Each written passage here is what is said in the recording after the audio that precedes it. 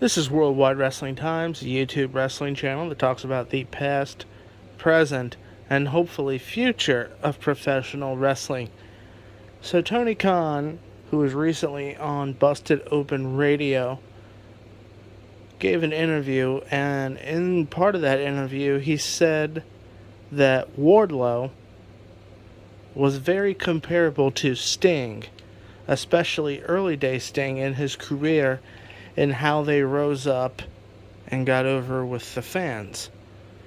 Wardlow being MJF's bodyguard and essentially turning on him and going babyface, compared to Sting in the old UWF, Universal Wrestling Federation, in the mid-80s, where Sting was part of a heel stable that had the back of Hot Stuff Eddie Gilbert and Missy Hyatt.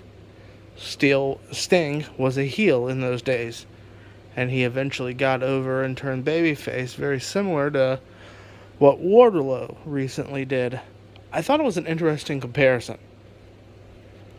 I think that Tony Khan is reaching a bit, because I think in order for this to be accurate, more time needs to go by, and Wardlow needs to get even further over with the fans. I think he was really over when he was feuding against MJF, but whether or not he maintains that momentum is going to be up to him.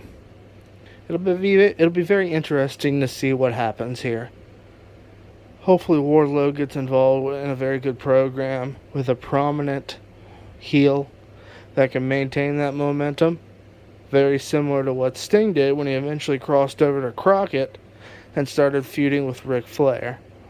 So it'll be interesting to see what happens. I wouldn't mind Wardlow sort of taking part in this Jericho Appreciation Society versus the Blackpool Combat Club. I think that could work. I think if Wardlow sort of stood up for pro wrestling in a sense, I think that would be another nice piece of wood thrown into the fire that keeps Wardlow over.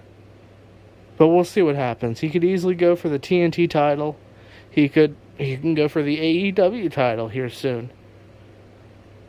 Who knows?